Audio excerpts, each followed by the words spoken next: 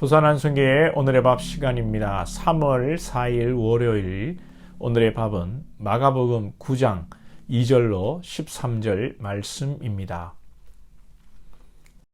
엿새 후에 예수께서 베드로와 야고보와 요한을 데리시고 따로 높은 산에 올라가셨더니 그들 앞에서 변형되사 그 옷이 광채가 나며 세상에서 빨래하는 자가 그렇게 희게 할 수 없을 만큼 매우 희어졌더라. 이에 엘리야가 모세와 함께 그들에게 나타나 예수와 더불어 말하거늘 베드로가 예수께 고하되 랍비여, 우리가 여기 있는 것이 좋사오니 우리가 초막 셋을 짓되 하나는 주를 위하여, 하나는 모세를 위하여, 하나는 엘리야를 위하여 하사이다. 하니 이는 그들이 몹시 무서워하므로 그가 무슨 말을 할지 알지 못함이더라. 마침 구름이 와서 그들을 덮으며 구름 속에서 소리가 나되 이는 내 사랑하는 아들이니 너희는 그의 말을 들으라. 하는지라. 문득 둘러보니 아무도 보이지 아니하고 오직 예수와 자기들 뿐이었더라. 그들이 산에서 내려올 때에 예수께서 경고하시되 인자가 죽은 자 가운데서 살아날 때까지는 본 것을 아무에게도 이르지 말라. 하시니 그들이 이 말씀을 마음에 두며 서로 문의하되 죽은 자 가운데서 살아나는 것이 무엇일까? 하고 이에 예수께 묻자와 이르되 어찌하여 서기관들이 엘리야가 먼저 와야 하리라 하나이까? 이르시되 엘리야가 과연 먼저 와서 모든 것을 회복하거니와 어찌 인자에 대하여 기록하기를 많은 고난을 받고 멸시를 당하리라 하였느냐. 그러나 내가 너희에게 이르노니 엘리야가 왔을 때 기록된 바와 같이 사람들이 함부로 대우하였느니라. 하시니라. 오늘 본문은 엿새 후에라고 시작합니다.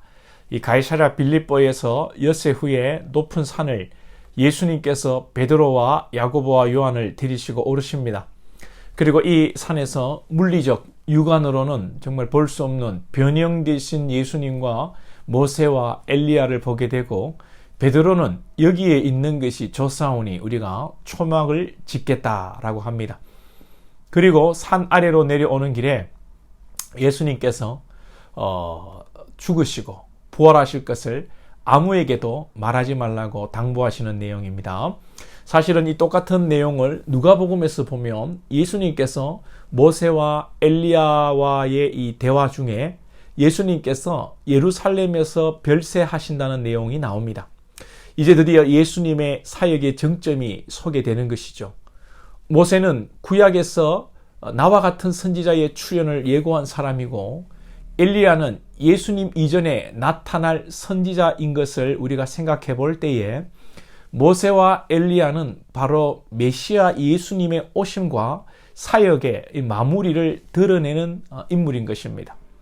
그리고 엿새 이후에 산을 오르고 구름이 덮이고 구름 속에서 하나님의 음성이 들리는 이 본문의 광경은 구약에서 모세가 시내산을 오를 때에 엿새 동안 구름이 산을 가리고 여호와께서 모세를 부르는 음성이 들리게 되는 그 그림과 서로 매치가 되는 것입니다.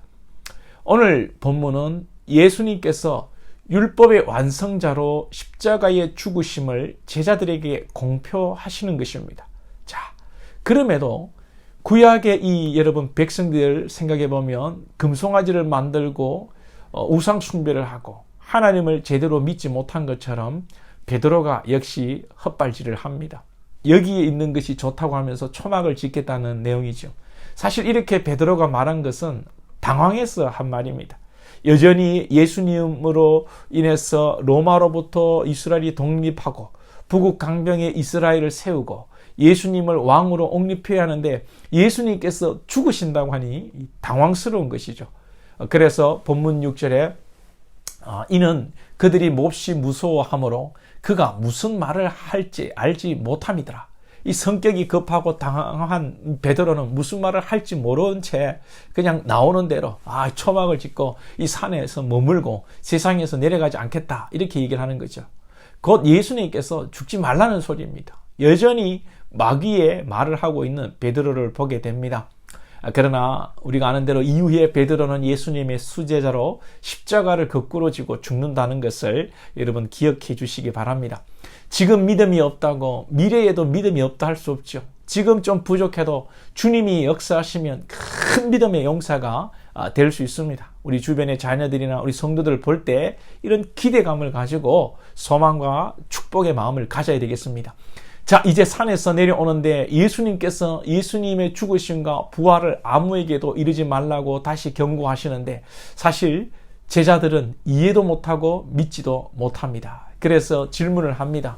부활이 무엇인가 질문을 하고 또 서기관들이 엘리야가 먼저 와야 한다고 하는 게 뭡니까? 라고 묻는 것이죠. 말라기에 보면 메시아가 오기 전에 엘리야가 온다는 내용이 있지 않습니까? 율법의 이 구약의 이 정통한 서기관들인 바리새인들은 서기관들은 메시아 이전에 엘리야가 실제로 온다고 생각하고 말했던 것입니다. 예수님께서 반문하시면서 엘리야의 회복 사역과 당신의 고난을 이야기하십니다. 여기서 말하는 엘리야는 구약의 엘리야가 아니라 두말할 것도 없이 세례 요한을 뜻하는 것이죠. 세례 요한이 회개를 외치면서 메시아의 도래를 예언했기에 세례 요한이 엘리야로서 모든 주님 오시는 것을 예비하고 모든 것을 회복한 것입니다. 그리고 주님은 메시아이시지만 고난을 받고 멸시를 받아 십자가에 죽으시는 것입니다. 결국 엘리야인 세례 요한과 메시아 예수님은 말씀대로 오시고 말씀대로 부당한 대우를 받고 참수를 당하고 십자가에 죽으셨습니다. 말씀이 그대로 이루어진 것입니다. 그러나 당시 유대인들의 기대처럼 엘리야도 메시아는 오지 않았고 유대인들은 그렇게 생각하고 지금도 여전히 유대인들은 엘리야와 메시아를 기다리고 있고 당시 제자들도 이런 사실을 이해하지 못한 것입니다. 그래요. 이 사실을 어떻게 여러분 우리 머리로 이성적으로 이해할 수 있겠습니까? 어찌 세례 요한 트롯이나 입고 누추하게 세상을 살아가고 들판에서 꿀이나 따먹던 자가 어찌 엘리야이며 어찌 메시아라는 자가 십자가에서 저주를 받아 비참하게 죽을 수 있습니까? 그러나 분명 엘리야는 예수님의 길을 예비한 능력의 선지자요. 예수님은 죽으시고 부활하신 우리의 구원자 메시아입니다. 할렐루야. 이 진리는 성령께서 깨우쳐 주지 않으면 절대로 깨달을 수 없는 하늘의 비밀입니다. 이 하늘의 비밀을 아는 자는 십자가를 붙들고 십자가의 은혜로 살고 주님과의 깊은 교제 속에서 세상에 알 수 없는 기쁨으로 살고 이 은혜가 없는 자는 언제나 세상의 권력과 성공을 쫓아 살다 끝내 허무한 인생을 맞이하게 되는 것입니다. 저와 여러분이 오늘도 주님과 함께 십자가에서 연합되어 영적 신비의 은혜를 누리며 사시기를 축복합니다. 기도드리겠습니다. 하나님 아버지, 주님의 오심과 고난과 부활을 어떻게 십자가의 은혜를 성령의 은혜가 아니고서 깨달을 수 있겠습니까?